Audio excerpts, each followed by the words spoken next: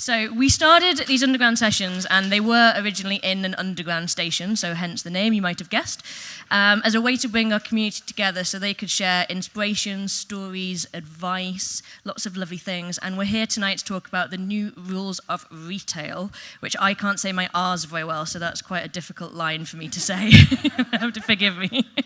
So, new rules of retail. Everyone's seen the headlines. It seems every week there's a new store closing. Everything's depressing. It's a retail apocalypse. It's all awful. And then on the other side of that, there's been this explosion in online-only brands launching stores on the high street. And these are guys that, started online, spent money on digital advertising when it was digital marketing, when it was potentially a bit easier to do that than it is now. So the kind of high street as we knew it has fundamentally changed. And with that, the customer is now savvier and more demanding than they've ever been before. So I'm delighted tonight to be joined by 3 brands who are really kind of setting the standard for how to deal with that new retail landscape. So no pressure, guys. And how to keep those customers entertained. It's a world where they've got more kind of content thrown at them than they've ever had before. And what do you do to keep their attention? So on to introductions. Starting first with Laura. Laura is Director of Digital at Selfridges, which is probably a brand that doesn't need that much of an introduction. It's a brand that's been at the forefront of the retail scene for over 100 years, and last year was recognized, is it the 4th time running, I think it is, as the world's best department store, which is pretty amazing. So you're doing a good job. Laura's been part of the Selfridges Group for the last 4.5 years, heading up their digital transformation strategy, which sounds incredibly impressive. And if that doesn't keep you busy enough, you're also an angel investor in female-founded tech startups. Amazing. Then we have Michael. Michael is Worldwide Wholesale Director at Axel Arigato, which is, I don't know if anyone is actually wearing them tonight, but I know certainly in our office there's typically quite a few people knocking around with those shoes on, so we certainly know who you are very well. It's a Swedish footwear brand launched back in 2014 with a decidedly disruptive agenda. So these guys started by kind of ripping up the rule book and saying that traditional seasonal collection just doesn't work. And you introduced a drop of the week, which you're still doing now. Still to this day. Still to this day. And keeping which is why you need an eye settle. There you go. And the kind of purpose behind this is to keep that attention of this distracted customer base that I've got here is the instant gratification generation. There you go. Seems to be working. So in your first year of business, over 100 countries, almost 1 million followers on social media. Pretty amazing. 500,000. Ooh. On Instagram. Just as social media. If you combine them, if you combine don't them, sell then yourself it might be short. 2 million. I don't know, maybe. Yeah. And you've also previously been at McQueen. Yes. You've been at Polyking Agency, so a ton of relevant Actually, the experience. retail manager. For who do we need to fire? Maybe someone at the back. I don't know, maybe. Okay, I hope I've got your title right. Kirsty. Kirsty is VP and Creative Director at Refinery 29. Perfect, lovely. If you don't know these guys American already... title. And what? American. It isn't, yeah. Very American title. If you don't know these guys already, Refinery 29 is the leading global media and entertainment company for young women, and you've got a worldwide audience of over 550 million people, which is kind of hard to get your head around. The focus is on changing the way content and storytelling speaks to and represents women. I know you guys have done that you've done some short films, you use a ton of different channels. Some of you might have been to or heard of 29 Rooms, which is like this insanely immersive, mega Instagrammable. Only in America right now, though. Project. It's coming to London, though, don't worry. When's it coming to London? 2020. Do you need help with the space? Do you know of anybody? I do. Funnily enough, yeah. And you've worked in fashion for a long time. You've been an editor at print magazines, and now looking after a whole range of stories and brands and things you can engage with. Perfect. So that's all lovely. Let's start kind of at the deep, dark bottom of this. So today's headlines, if everyone read them, said that sales in the UK high streets during May took their biggest slump in 24 years. So yay, retail, fantastic. We actually had our biggest month ever. That's what I was going to say. Does it concern you? Is it happening? No, in May. That was our biggest month ever. Amazing. So this story just doesn't mean anything to you? No, I think It's because now is, you say the high street, but now the average consumer wants so much more than you can ever get on the high street. I think people are bored from walking into the same retail environment, seeing the same product as you can see everywhere in the market, so people are just demanding more. So when people come into our store, whether it be in London or in a partner with Selfridges, it's all about submersing them in the retail environment and giving them a different experience. So none of our stores are the same concept. Everyone is completely different in every aspect. That's what it is about. It's blending the difference between e-com experience to retail to wholesale and just making sure that it's worthwhile going to that store. But so far, the high street isn't caught up yet. Yeah, so as a more established retailer. Yeah. But I don't class them as a high street. They're a different level. I think so. Before I was at Selfridges, I was at the slightly less glamorous B&Q. Wow, that wasn't on my card. I didn't put that on the card. But actually, an iconic brand. B&Q, everyone can do it. You can B&Q it. I think I remember that bit. But the challenge with them, and most of traditional retail is that they massively expanded in the 80s and 90s. They bought these huge amounts of real estate. Everyone just got bigger and bigger and bigger. They started creating these hypermarkets, assuming that people would come and shop. And now everyone's clearly not shopping as much in physical retailing and moving online, but they're left with these enormous stores that they don't quite know what to put in. And so what they do is put in not great product, or they put in some great product, but it's lost because there's loads of not so great product. And it costs a huge amount of money. Every time you try and convert it into a gorgeous looking space, it costs an absolute fortune. And if you've got 300 to 500 stores, you've got a massive bill to pay. So I feel, you've got to feel for these retailers who aren't starting from scratch, but have got this massive legacy. Do you think Selfridges would have survived had it done that kind of rapid expansion? Is it just the concept is so interesting that people still would have gone there, or is it? I think so Selfridges, about 20 years ago, they had this big review of should they massively start expanding internationally. And I think it's probably the best decision they made, which was to not do that. We've got 4 physical stores in the UK and, a digital store. And that was the best thing, because it meant that we could make our stores, the small number of stores, absolutely bloody brilliant, and all of our investment goes into those. Whereas a lot of traditional retailers they can't do that. It's about completely. From what you're seeing, Kirsty, what do audiences want now from brands and from stores and that whole experience? Well, I think it's kind of very much to what you said. Audiences, if you want something and you want to purchase a product, you know that you can go online, you can click a few buttons, and you will get it the next day. I think when it comes to retail, and actually it's more engaging with a brand than it is engaging with individual products. Before, if we wanted to get a dress for an event or we needed clothes for work, we'd have to go to Selfridges or the high street or whatever it may be, and it was a functional situation, whereas now it's very much more what do brands mean to me? What do brands say about me? I know that I can get a pair of jeans like that tomorrow, but I want to discover new things. And I think it's a lot of the curation and the storytelling that will speak to people within that space. Do you think it could potentially be, I guess there's the kind of every negative has a positive view on life.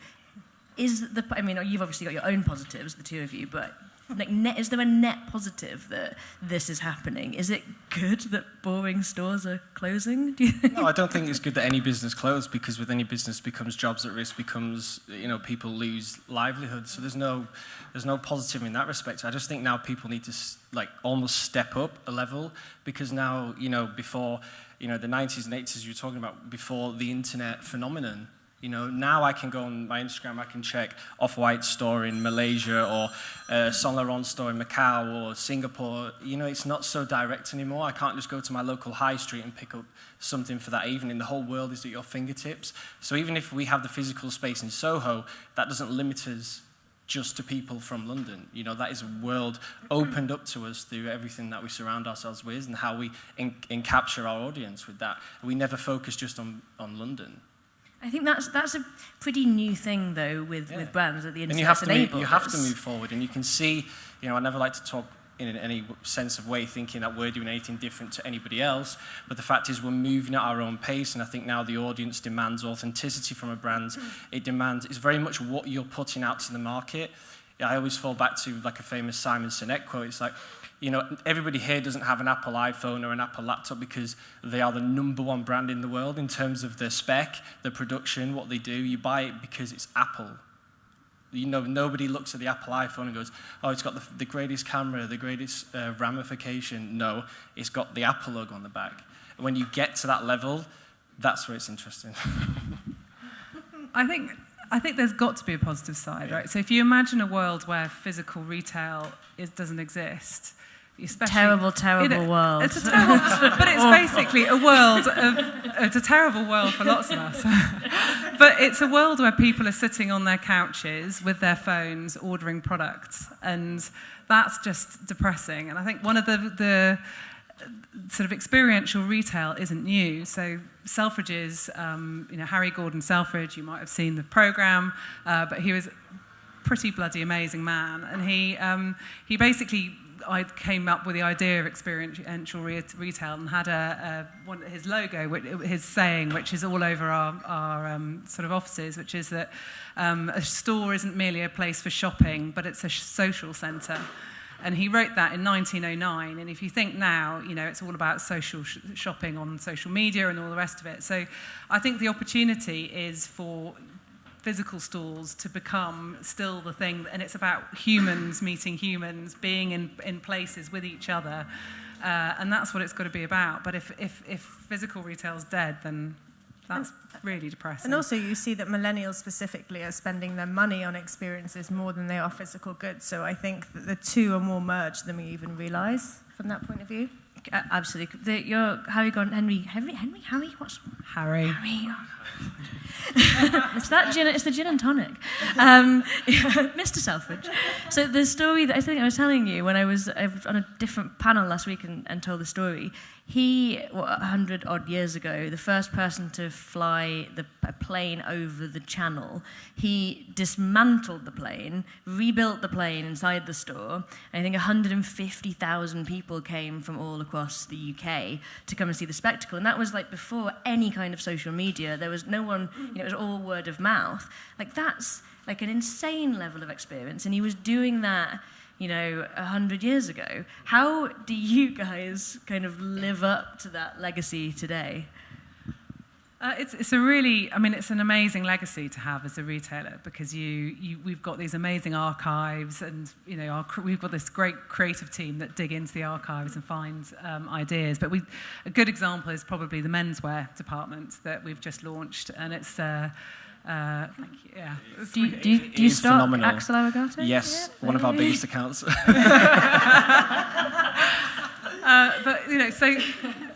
so it starts with we want to sell more men's streetwear. That's a thing. We want to sell more of it, right? So yes, it's a commercial thing. But then our creative teams kind of went to understand, well, how do people spend time? The people who buy this stuff, what do they do spending time with?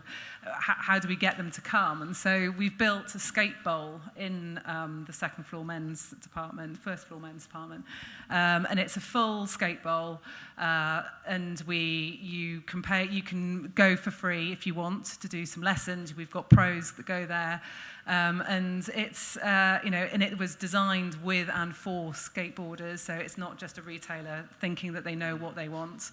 And it's great. It's got this incredible energy. You've got DJs playing there on a Friday night, and it's much more than just a stall selling clothes.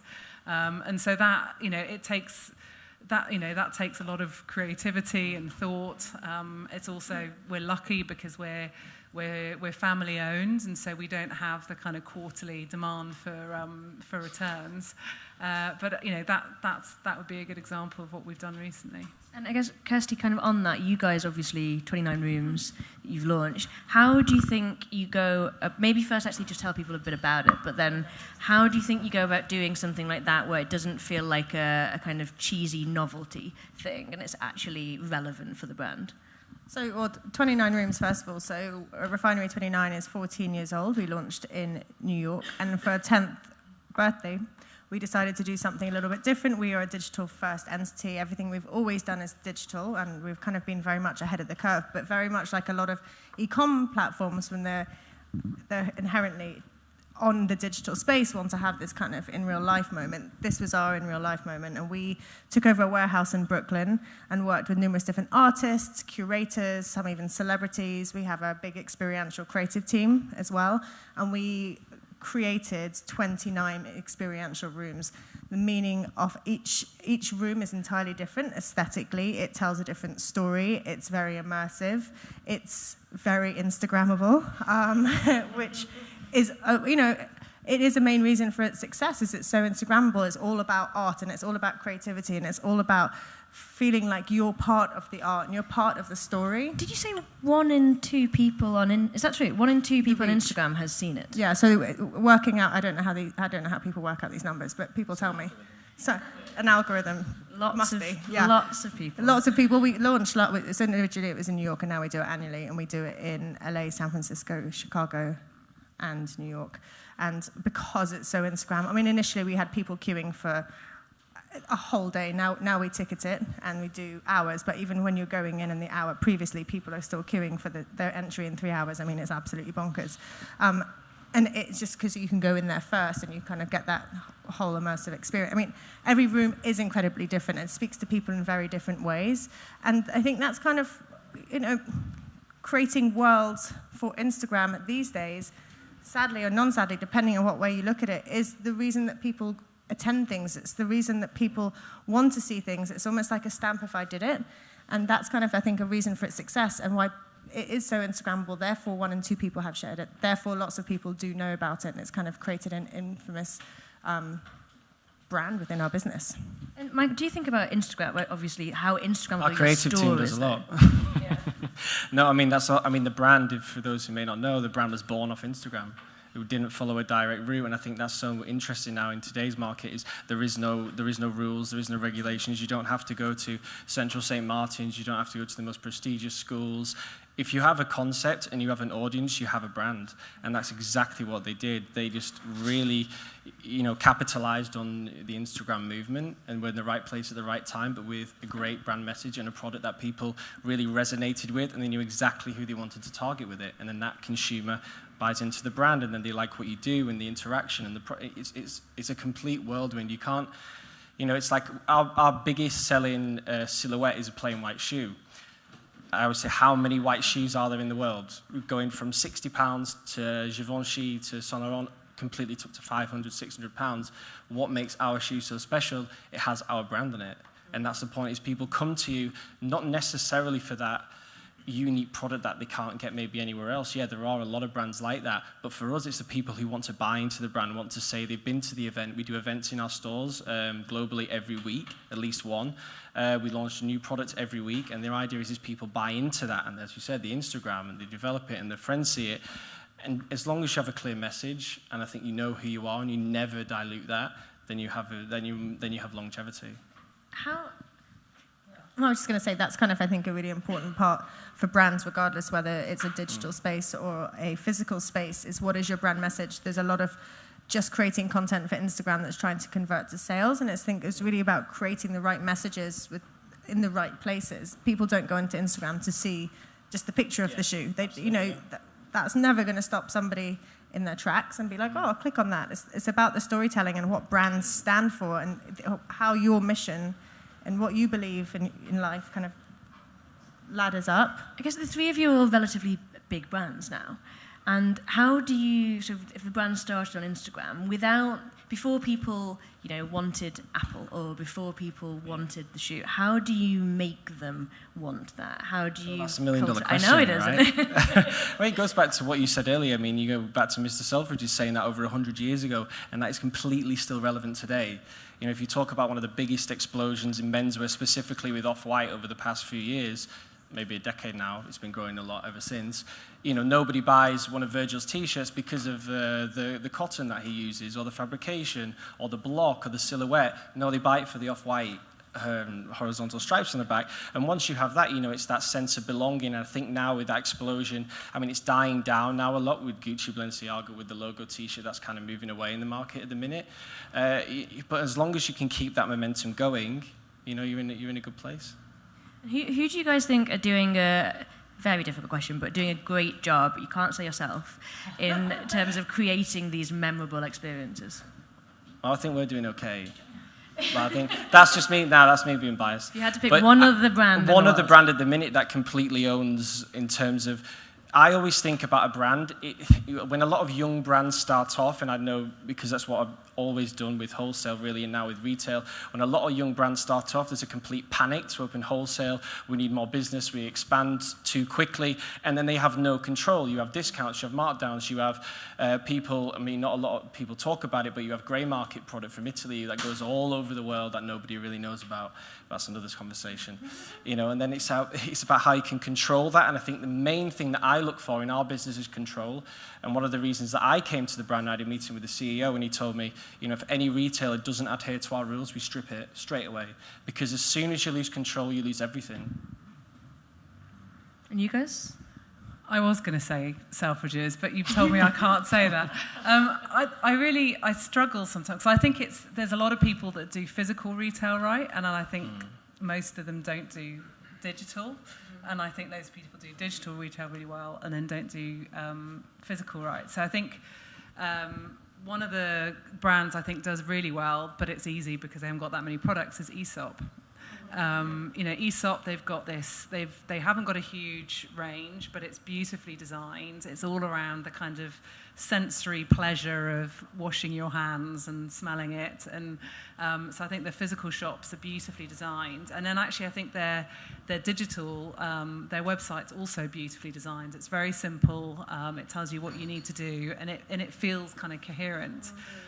So I'd say, yeah. Well, they're also very localized as well. So all their stores, I think they use local architects, and they. And every single one is different in some way with Aesop as well, and that's quite incredible to sustain that with so many. I don't know how many retail stores they have. It's anti-B&Q. Yeah. Yeah. No, but that goes to show that you can have a mass audience and still have a successful business in today's market. And Kirsty, for you? Well, I kind of, you know, it's interesting, like, thinking about this question specifically. Like, I'd say every time I go to Paris, I always go to Merci. Like, how many shops, how many cities do you go to in the world where you're like, I always have to go to this shop? And I do really like these kind of, like, experiential concept shops. I feel like I learn new things there. I feel like I find new things there. And I think those kind of destinations are kind of it just feels a bit more exciting. And I guess, so if I've got here a provocative question. Do you think it's fair to say the real enemy of the high street isn't actually the internet, but the media industry? And I guess that's in terms of if retail is becoming much more about content and people are absorbing content from lots of different places.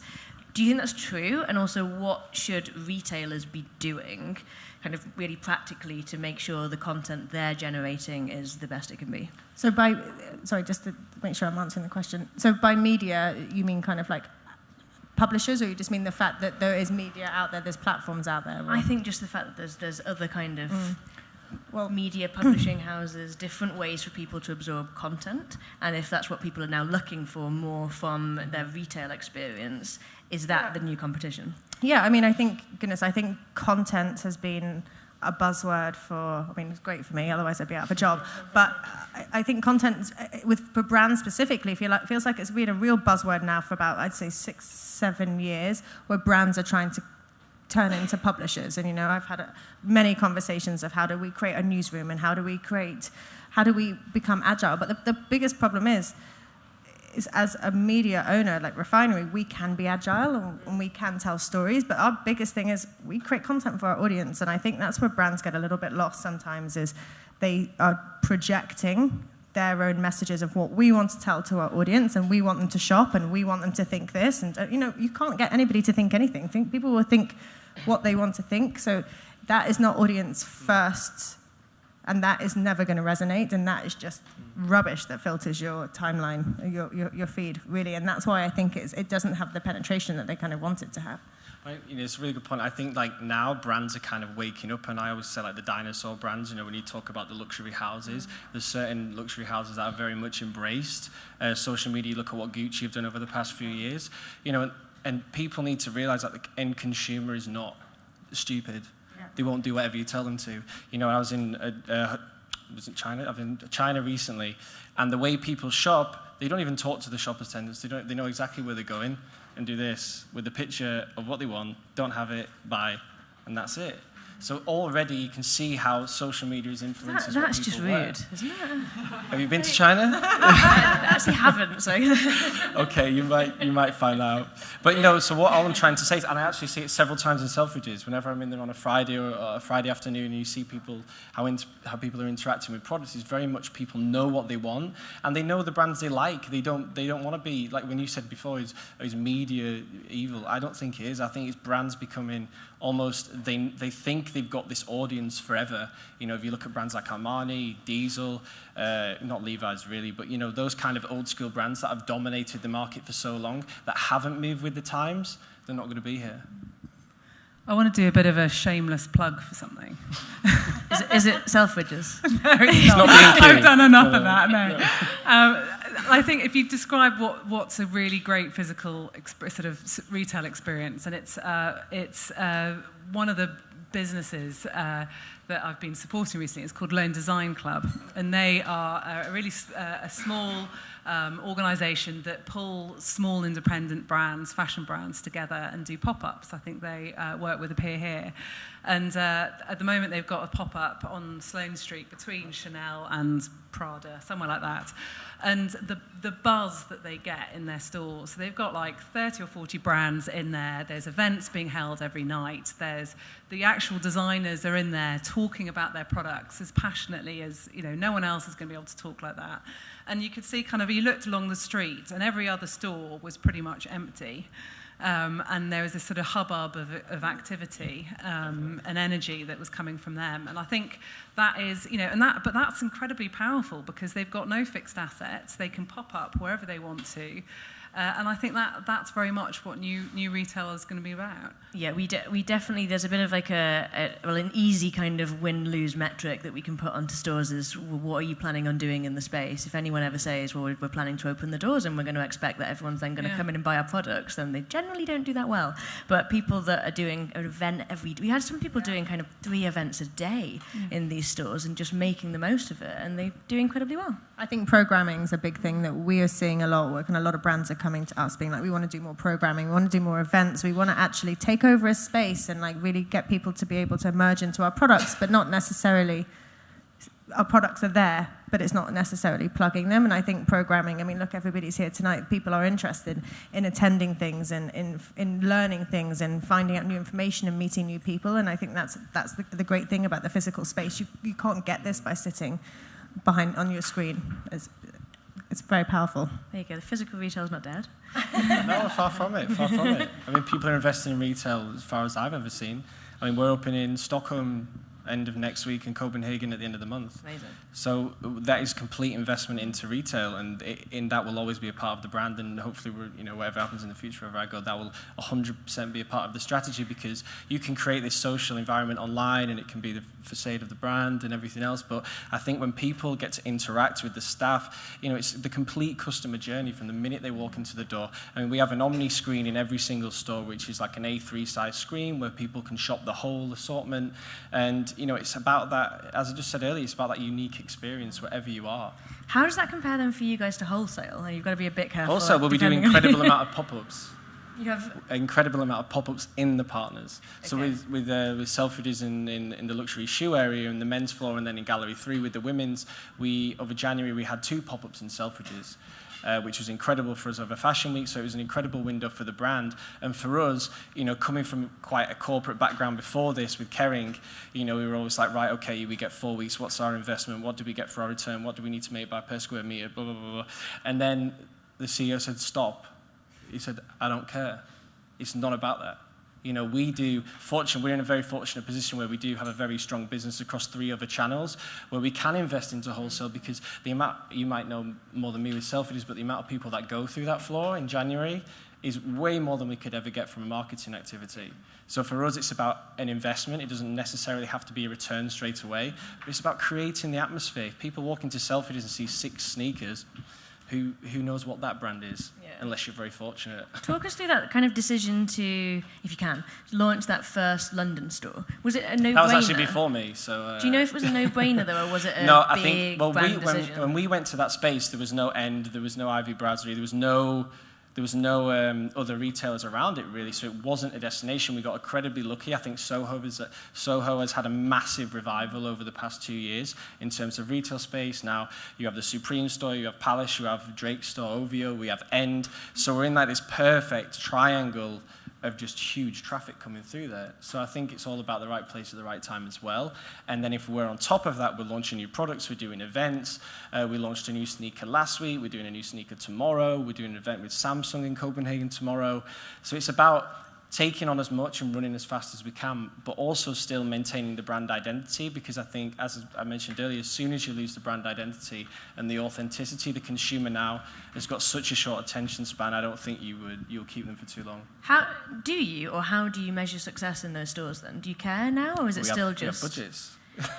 But is it in-store sales, or is it like a lot of brands that we work with talk about this kind of halo effect that they see on their online store when they do something physical, or they look at maybe increase in their wholesale channels, for example? Are they all things that you measure? I think I like to say, it's touch points. I think it's like Coca-Cola. By the time, if you take a 20-minute bus journey in London, give or take, you will see a Coca-Cola brand or signage maybe 6 or 7 times within that bus journey, and that's not applicable to us, but it's that touch points that you see. So you might be on the bus to work and you'll see on Instagram an Axel Arigato post, and then you're walking past the store and then you see your friend wearing it. They might not necessarily buy online or in store or go later that day to Selfridges, but in a month's time they might be in Gothenburg or Copenhagen and go into our retail environment and think, I'm going to go for a pair of shoes now. Yeah.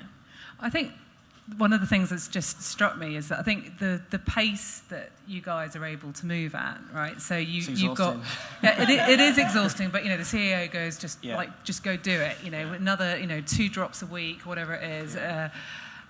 Let's open X many stores. I just think that the real challenge with the sort of more traditional retailers is actually they internally they're not built to do that. No. It's really difficult to move an organisation to think that ambitiously, move at that kind of pace. And I think that's probably one of the other big challenges. You guys have launched, you can buy on Instagram now. So you've been at this, at a physical department store for all of those years and then have switched, which actually not a lot of brands have really yet done, certainly not properly. How do you connect those 2 pieces, or do you connect those 2 pieces yet?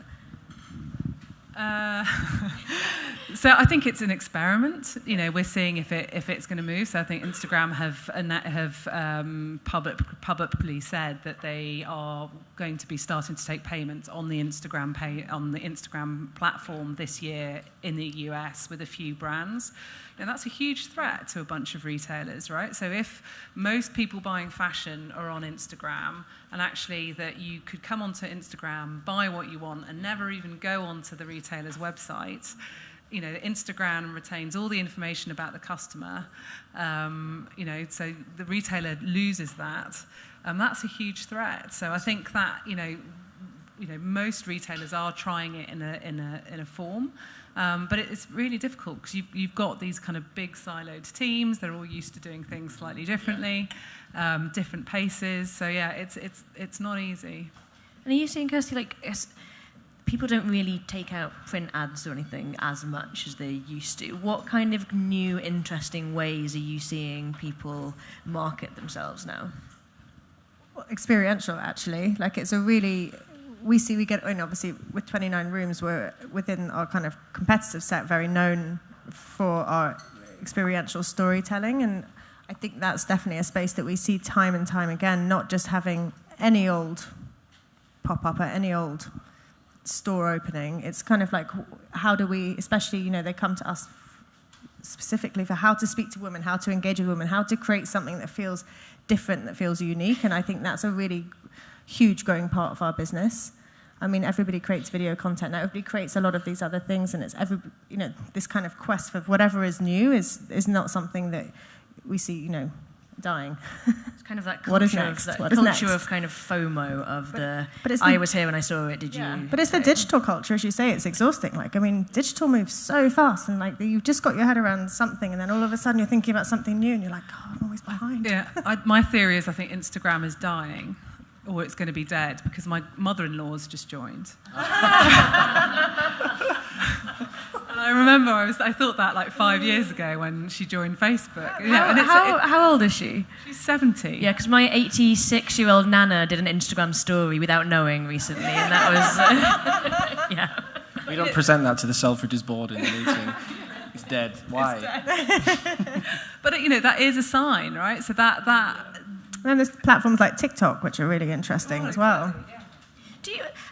So a stat here I've got, 62% of consumers want companies to take a stance on current issues, sustainability, feminism, all of these different things we're talking about. Do you think that for a retailer to survive today, they need to kind of actively have that viewpoint or seek to change the world? Or is it still fine for a brand just to start up and have a great design? Well, I think Selfridges have done it very well, actually. Yeah, exactly. But if you look at Supreme, for example, or Off-White, I mean, who's ever questioned the sustainability approach? Well, not yet. No, but we found it as well. It's maybe what we found is being a Scandinavian brand in Scandinavia is a big thing, a very big thing. And we've been consciously looking now at our packaging, the design, and actually for SS20, we're going to now be using 20% in our most used sole, 20% recycled rubber, and we actually will save 11 tons of rubber every year from our most successful shoe. So actually, it's about us now thinking, what can we do? But we're not going to shout about it. We're not going to post about it. It's just going to be what we can do ourselves internally to feel proud of what we're putting in out there. I think sustainability in 2019 should be an expected of brands, not something they should do as a marketing story. Yeah. And if any of them are doing it as a really big marketing story, I think it's a reason not to. I mean, it's not a reason not to buy, but it's not a big PR story anymore. It's got to feel authentic and part of the DNA of the brand. And also contradictory. These people are all buying e-commerce, which, when you talk about sustainability and the impact on the environment of shipping these goods, it's quite a confused topic in general. And quite a dangerous one, therefore. Yeah, something Selfridges are looking at a lot, though. There's you recently removed palm oil from all the home brand products. Is that something that just kind of trickled through naturally from saying we need to make a change? Yeah, so we've always had a very strong sustainability message. So our chairman, so she launched Project Ocean about 7 or 8, 9 years ago now, and was all about taking plastic out of the ocean. And now 2 or 3 years ago, it's starting to get more traction here. But I think we don't tend to say that much about it. It's just doing the right thing.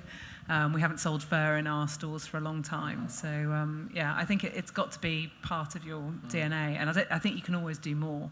Yeah, okay. I've got two. One is very hard. I've got 2 quick-fire questions. First question, in a sentence... I'm not going first. What does the future of retail look like? Laura? Say one word, maybe. Humans selling to humans. Perfect. Michael? I would say exciting. I think there's no rules. Lovely. Kirsty, you've had 2 goes to think about it. He stole mine. No. Yeah, well, I would agree. Kind of exciting, to be honest. I think technology is a really exciting space in terms of bringing VR and AR into spaces, and it's not just looking at products; it's looking at bigger stories and blending digital and spaces together. Okay, might be that in the next question. What is your one best piece of advice for an emerging retailer today? So we'll start with you, Kirsty, just to be fair. Well, I'm probably the least qualified out of the 3 of us to say that. So from my background, it is kind of storytelling. Think about the consumer first, thinking about what their priorities are, thinking about how to speak to them and not what you want them to hear. Yeah, I think it's just, as we spoke about pretty much for the whole discussion here, staying true to the brand's authenticity, because the minute you step away from that is the minute that, for me, that's the start of the end. The minute, if I walk into a meeting in the head office and people are sat around saying, how do we get the millennials to buy this? That'll be the day it's over. pretty Well, much. the millennials are over now anyway. Over aren't now, they? it's someone else now, We're yeah. old, Gen Z now. I think mine would just be focus. And so I just think there are so many things you can go after and do if you're an emerging brand. And I think just doing a few things really, really right is how you win. 100% agree with that. Guys, please join me in thanking our fantastic speakers today, and thank you so much for joining us.